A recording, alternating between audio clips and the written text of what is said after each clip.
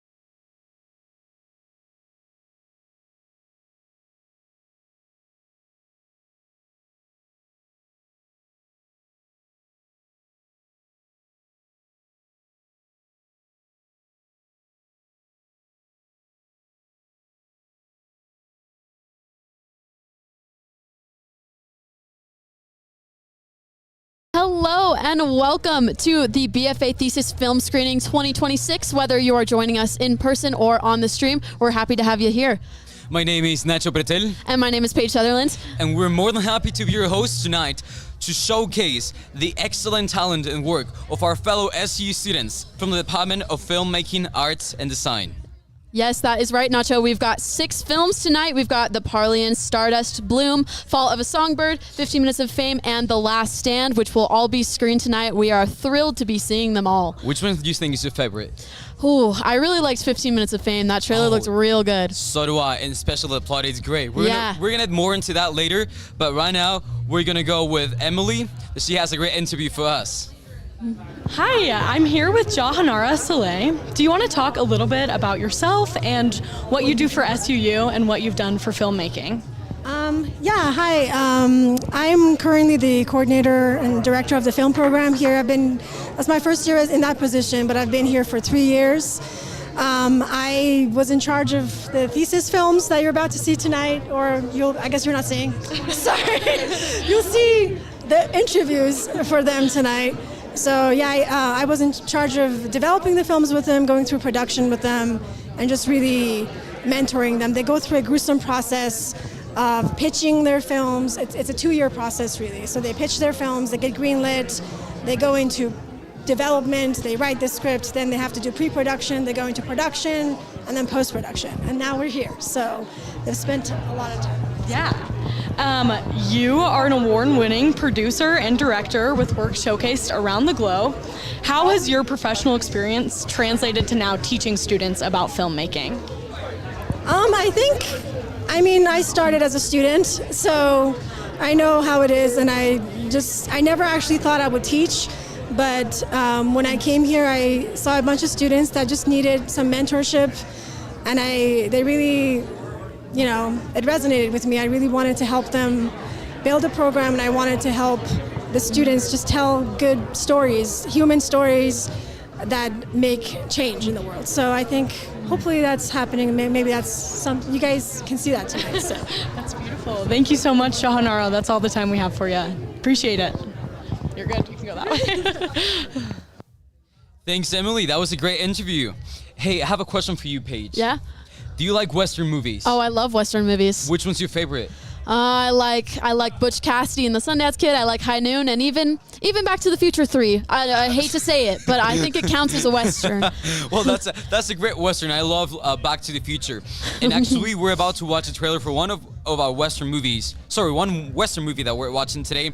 It's called The Last Stand, and it's about death. I'm afraid of death. I don't know you. Oh, yes. The Last Stand is about at death's door, an outlaw must reconcile with his past in the holiest of places. Sounds pretty interesting and pretty high stakes. This will be a thrilling watch for all. I'm a bad man. I don't believe that.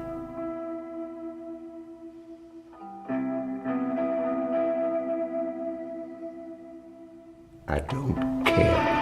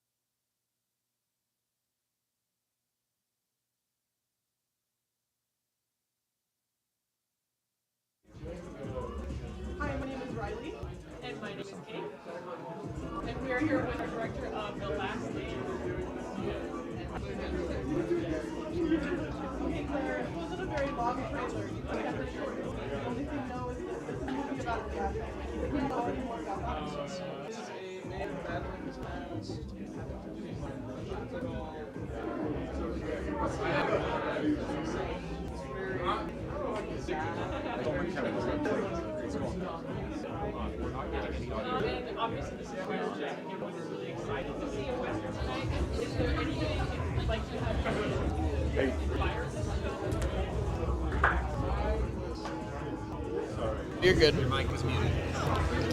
Do you have any shows that have inspired your Western film? I grew up watching a lot of Westerns as a child, and a lot of them were TV shows, in fact. So a big one for me was The Lone Ranger, like the old black and white. I watched them with my papa in Chicago, so big inspiration for me. Awesome, that's beautiful. And let's see. Yeah, this trailer is very short and very intense. Is there anything about the trailer being short and kind of, I don't know what the word is, just like short and kind of hiding things from the film that was intentional? Well, it's a very short and condensed story, and I wanted to keep some aspects hidden, especially the secondary main character. So I wanted that to be a reveal, because it is a reveal in the film. Amazing, amazing. Well, Claire, I think that might be all the time that we have. Thank you so much for joining us. We can't wait to see your film. All right, a wonderful interview from Riley and Amazing Kate interview. talking about The Last Stand. And next we are going to go to Stardust. Stardust is about Mike, the character Mike. When his wife passes suddenly, he departs on their anniversary trip with her ashes and struggles with his grief as he tries to reach their destination. I watched this trailer. This seems like a tearjerker, but also, it could also bring a lot of closure, a lot of relatability to people that are going through that, Oh, certainly. I had the experience of one of my close family members passing away last year, and it's not great. Nobody likes it. But Yeah. the great thing is how you become stronger after that, how you get out of it. We're going with the trailer right now. We're at the trailer. I have Anne.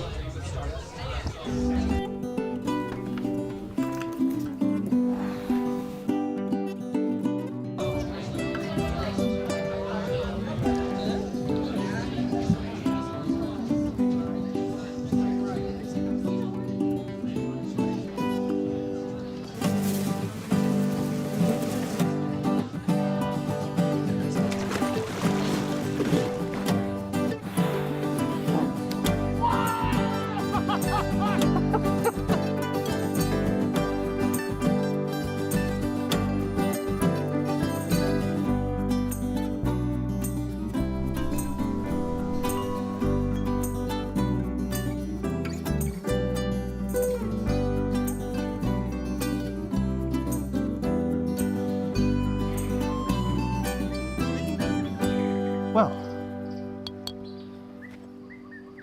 looks like we're taking the scenic route.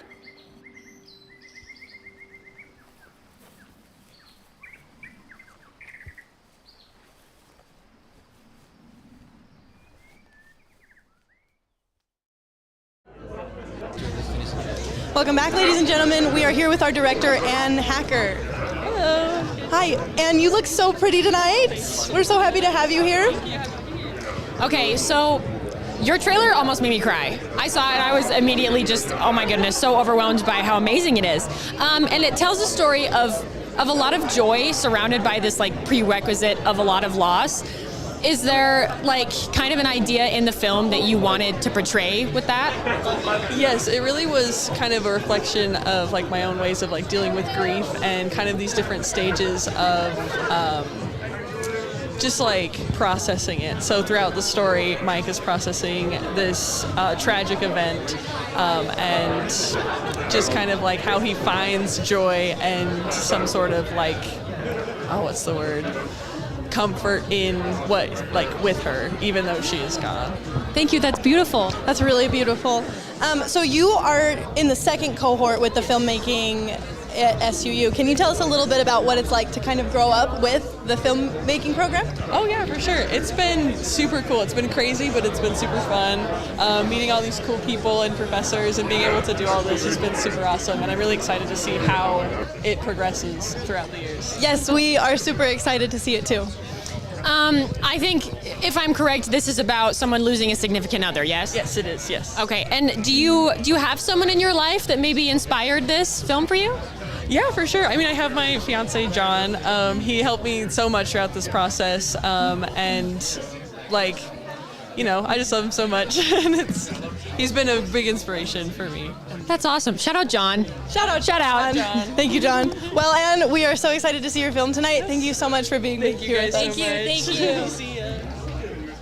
All right, thank you, Riley and Kate, with another great interview, providing some more insight on Stardust. And next up, we are going to get a little interview done with Dean Schmidt, who is looking very sharp and very sparkly tonight, which you all will find out what I mean by that in a minute. Yeah, he's a great person, great faculty, and we're going with the interview now with Emily. I'm here with Dean Schmidt. Do you want to talk a little bit about your role as Dean of the College of Performing and Visual Arts? Oh my gosh, that's like the most boring thing, right? As a dean, it's really gratifying to be over filmmaking, art and design, all of the music programs, commercial music, music education, theater, dance, arts administration, the Southern Utah Museum of Art, which is an incredible place. That's all in my college. It's great to represent the arts with a capital A and advocate for students and programming across the university and across the community too. That's awesome. Really awesome. Okay, this is the second year of the filmmaking program at SUU. As Dean of the College of Performing and Visual Arts, what aspects of long existing programs do you hope to continue within the filmmaking program? Oh gosh, it's just so young. And the students do such amazing work. And I'm going to talk about these comments a little bit later.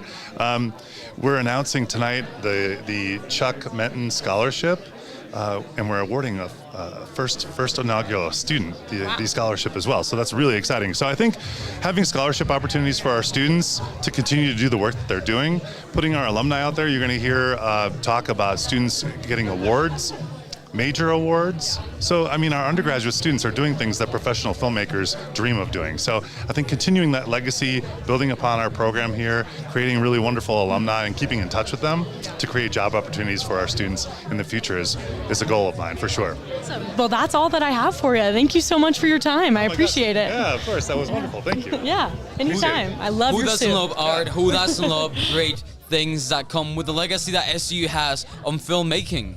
Absolutely. I'm an arts administration minor, so it is so great to hear him talk about the arts administration program a little bit too. I'm super grateful that we have that as an option here at SUU. And I'm also grateful for having my friends with me. I don't know you, but I feel that my friends are my battery, my power.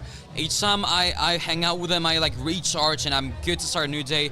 The worst things can happen, but as long as I have my friends with me, I'm good. I don't know how you feel about that. I agree 100%, Nacho. And this film that's coming up next kind of deals with when you lose those friends. We are going next to Fall of a Songbird, directed by Jack Matthews and produced by Jamie Hapsmith, when he loses his longtime best friend. Will, a college music student, be over to overcome his own grief and act strong for those around him? Nacho, what a tearjerker. Yeah, no, it's certainly a pity. And now we're going with Kate and Riley to see the interview.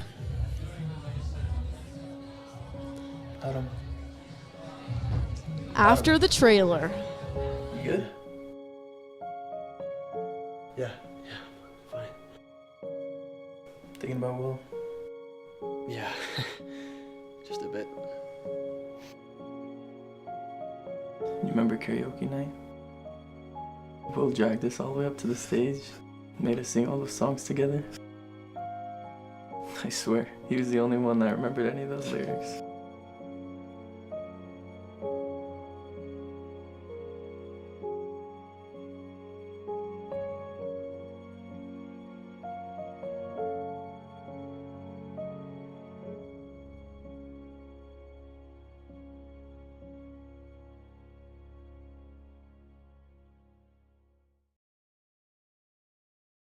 Welcome back, folks. We're here with Jack. Can you remind us of your last name? Matthews, Jack Matthews. Jack Matthews. We're here with Jack Matthews, who's the director of The Fall of a Songbird. With a lot of these trailers, it seems to keep things kind of brief. Can you speak any more on what this film is about? Yes, so the film's kind of a new take, in a way, on a mental health movie. Instead of showing more about what happens to someone that's going through mental health, suicide issues, all that stuff, it instead follows what happens after the fact. It follows the friends who kind of deal with that, who kind of have to act strong once their friend does die. So it's kind of the whole idea of what happens when we lose this person, what do we do? So it's that idea. That's beautiful. I don't know that we have a ton of media that kind of looks at that aspect of things. Yeah, first idea I wanted to try, so I'm really happy with how it's All right, I'll go. I noticed in your trailer that there's a familiar hymn that you play behind the trailer. What is that church hymn? Yes. So the hymn was Amazing Grace. It was chosen for me because kind of as I was writing the script, so the meaning of the song originally, it's this idea of, there's this person who's, to me at least, I could be totally off the mark. It's kind of this, not this higher being, but this savior in a way, helping you out, guiding you along the way. To me, it kind of was like this person, it was kind of meant to hint at who this person that we lost was, kind of this beacon of hope for everyone, this person that helped you along. That was my goal with the song. I don't know if it worked, but it worked either way for the trailer itself. I think it did a beautiful job. I heard it immediately, and it hit a heartstring for sure. Well, I think that's about all the time we've got with you here, Jack. Thank you so much for being here with us tonight. And we are so excited to see your film. I'm excited for it too. Thank you very much. Thank you. Thank you again to Riley and Kate for another interview, getting a little bit more insight on The Fall of a Songbird. It's going to be a beautiful, beautiful film. It seems like the big major theme for a lot of these films tonight are music and grief. Nacho, how has music impacted you? Oh, I love music. I feel music powers up my day. Like, I start the morning saying, hey Alexa, put some music and stuff, because I love it. Play Thunder 91, the best radio that we have in Cedar City. A little shameless plug. We all work at the radio station here. Of course. But it's a great radio station. Like, I love tuning into the car to 91.1 FM. But what I hate are cemeteries. They give me the creeps. It's creepy, okay? Sorry. That's fair. That's fair. And you imagine finding somebody in the middle of the night in a cemetery? Yeah, it might be a little scary if you don't know who it is. A little. And that's kind of what this movie that we are going to introduce you right now, it's about. Yes, we are going to Bloom next, directed by Orlando Grayson, produced by Carter Ty Walker. A forsaken cemetery groundskeeper crosses paths with a young musician in mourning. Should be an unlikely pairing, but a good one. Unlikely. No, terribly unlikely. And we're going for the trailer right now.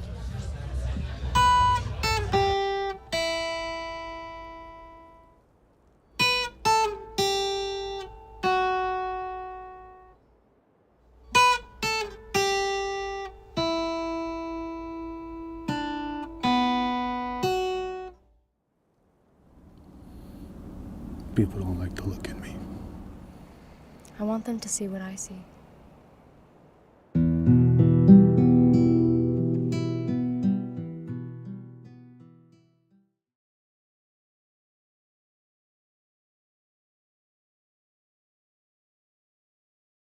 How are you doing tonight? I'm so good. How are you guys? We're doing pretty good. We're excited to be here. Yeah. You look awesome. And the all black is a really, really nice touch. Yes. All black is my thing. So Well, Yeah? you fit right in. yeah, you guys We're so matchy. Yeah. And it wasn't even intentional. got the memo.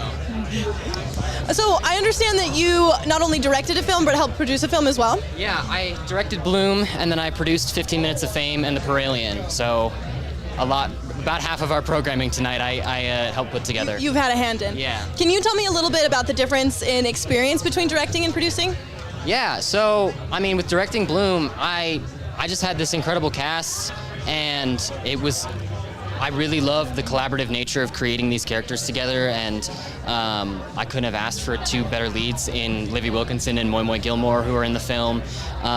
They're just fantastic, and they embodied these characters so well, and getting to, put 50% of me into it and 50% of them into it to create the characters was great. And then, producing the other two films, it's really fun to see it happen. It's really great to be the director needs something and I can try and get that for them. I can help cast with them. So it's two different skill sets, but I try to balance it out. That's beautiful. It sounds like it's a lot of fun. Yeah, it is. It's a lot of fun. These films we made were a lot of fun. Good. So I noticed in especially the trailer for Bloom, there's a lot of like overtones of like death and darkness, but you have these undertones of like really bright, beautiful things like florals and feelings of life. What was the intention behind that? You have to see the movie. No. The movie does explain it a little bit, but I mean, it is kind of, our lead character in Bloom is, he's a groundskeeper in a cemetery. And in kind of this place that is devoid of life for him and kind of for everybody else is where he finds his life when he meets Livy's character, Jesse, in the film. So it's kind of just this contrast of environments and the characters that are in them and, what means darkness to another person can mean light for somebody else. That's really incredible and really deep. Thank you. Yes, Jack, Orlando, thank you so much for being here with us tonight. Of course. We're so excited to see your film. Oh yeah, it's gonna be great. Thanks you guys. Have a good night. Yeah. A lot of talent, a lot of effort in one of our fellow SUU students. 2 productions in the same film screening. Can you imagine that? Exactly, and that on top of being a full-time student. Being in college is not easy. It's Not hard, at all. it's busy, so that's really incredible for Orlando. No, like my praises to him. He's Right a up great, there. You can look anywhere you nice-looking guy, and I like the way he dresses. It's like super cool. Very true, very sharp tonight. Very sharp. We're gonna turn it over to Emily for an interview with Chair Hansen. Let's toss it over to our interviewee, Emily. Hi, I'm here with Jeffrey Hansen, the chair of the Filmmaking, Art, and Design Department. Do you want to talk a little bit about your position and what you do for the department? Sure. So my background is actually in graphic design, and as the chair of the department, I'm responsible for managing all the different areas. Filmmaking is our newest area, and it's probably one of our most challenging areas. Thankfully, we have wonderful resources, and I have a great team who are experts in this, and so I work with them as far as getting resources, working with their needs as far as equipment, facilities, but also things like fundraising for scholarships and donations that way so that students have support to make the films. Yeah, that's awesome. So being an associate professor of art, you understand the work it takes to produce a creative endeavor, such as a short film. Can you speak to how meaningful it is for these students to have their creative works displayed and digested by peers and mentors? Yeah, absolutely. Like this is, it's hard to put a value on how important this night is for them to have an audience to see the work that they've been working on. Like nobody sees the invisible hours and the time that they spend workshopping these films, shooting them, post-production, all those types of things. And so this moment where the audience gets to see what they've been working on for years is so important. I'm so glad. You've been a faculty member at SUU since 2007. How have you seen the Filmmaking, Art, and Design Department evolve throughout your time here? Yeah, so when I got here, the entire Department of Art and Design at that time was under 100 students. And so we're around 350 students at this point, so that's triple in size. And the filmmaking, I mentioned, we added them about 4 years ago, and they have made a huge impact on the creative endeavors, and I think it really makes SUU a hub for creative individuals. Definitely. Okay, a couple quick fire question for you. How do faculty members support students throughout the creative process? So they support them every step of the way. Students come in having big dreams and really needing to work on skills and develop their thinking about storytelling, and students support them in the preparation of their films and understanding the technical equipment and really being sounding boards for them throughout the entire process. Definitely, yeah. What skills do you hope students carry with them after completing the program? So I really hope that they have an idea about storytelling and how to share their ideas and the stories that are so important with their audiences. And then I also think they need a good skill set of making, that they know how the equipment works and that they can get in there and be part at whatever level they've been seeking. Definitely, yeah. Okay, last question for you. What advice would you give to students who are just beginning to explore filmmaking or design? I think that I would encourage them to explore and not settle too fast into one role. There are so many roles in the creative industry, and if they think of themselves as a creative individual who expresses themselves in many different ways, they're going to find the right fit for them and have longevity in their career. Awesome. Thank you so much. That's all I got for you.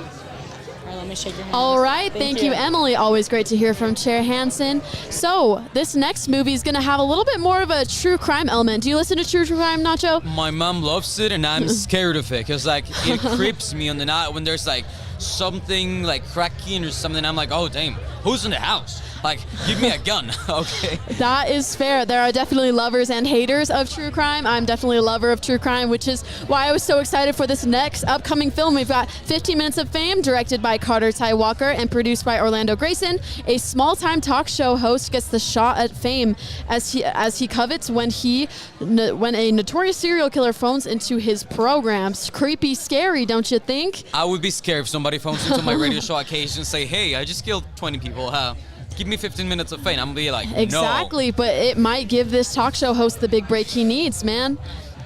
Well, over to the trailer right now. Welcome back to Flagstaff's #1 talk show, Pillow Talk, with yours truly, Robbie Richards. Don't touch that dial. You know what time it is. It's time for your 15 Minutes of Fame. Hello, and welcome to your shot at 15 Minutes of Fame. Hello, Robbie. I'm a big fan. Well, who isn't? You got a name, Lucky Caller? How about the Flagstaff Flayer? Yeah, and I'm David Letterman. Arnie Loomis, missing September 26th. I did that. I dumped the body under the trees by the riverbank in Winslow. No teeth except his left molar. I cut that kid open like a fleshy piñata. I took his tongue and his skin. Then I...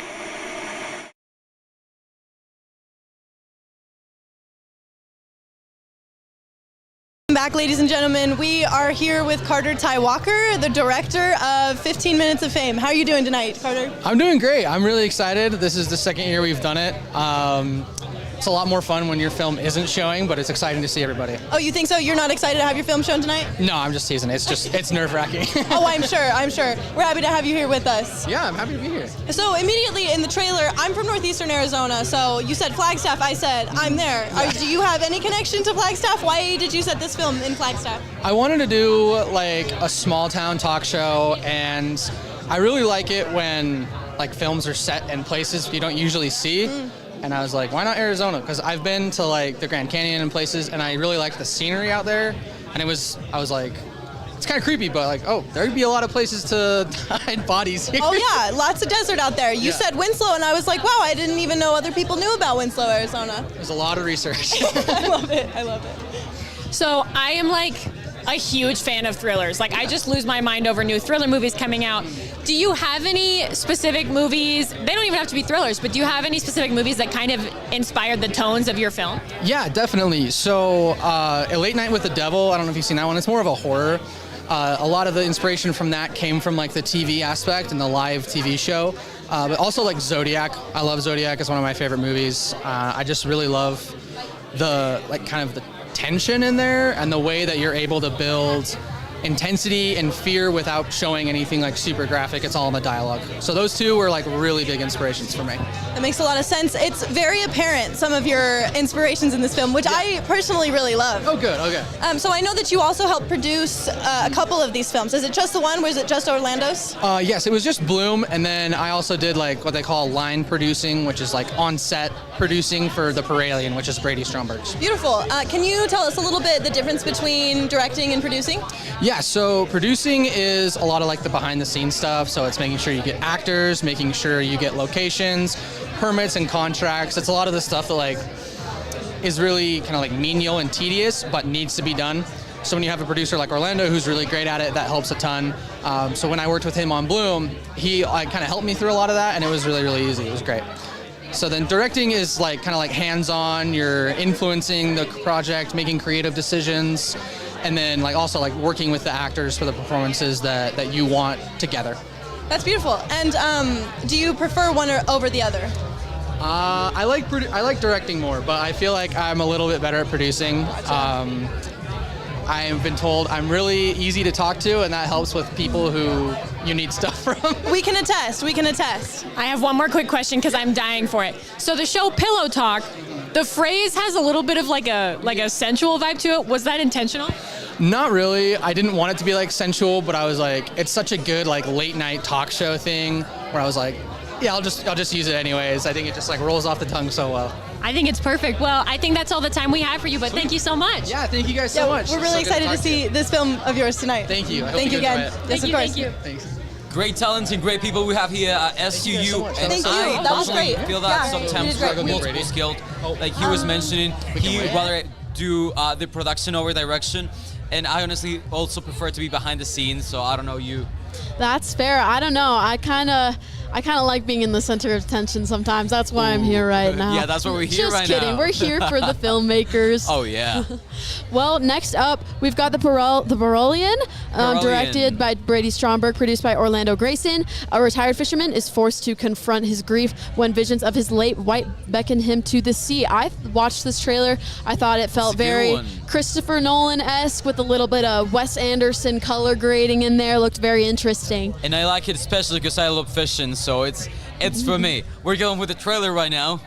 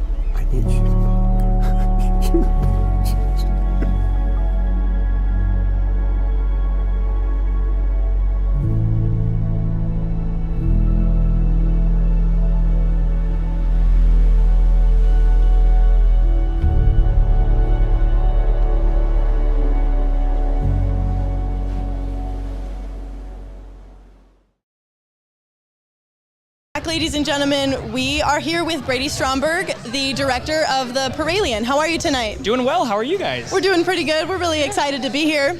So first of all, I think the most obvious thing with this film is maybe the name. Can you tell us a little bit about The Parolian? Yeah, for sure. So The Parolian is a Greek word that means the man who lives by the sea. If you watch the movie, it's pretty apparent why it's called The Parolian, because it is about the man who lives by the sea, so. That makes a lot of sense now in context with the trailer, for sure. Yes. Watching the trailer, I was really reminded of The Eternal Sunshine of the Spotless Mind. Yes. Is that an inspiration for you? Yeah, that was actually one of the comparables. When we pitch the films, we have to send a list of films that we would compare it to, and Eternal Sunshine was a big comparable, so good job. Beautiful, beautiful. I adore that movie. I can't wait to see this film.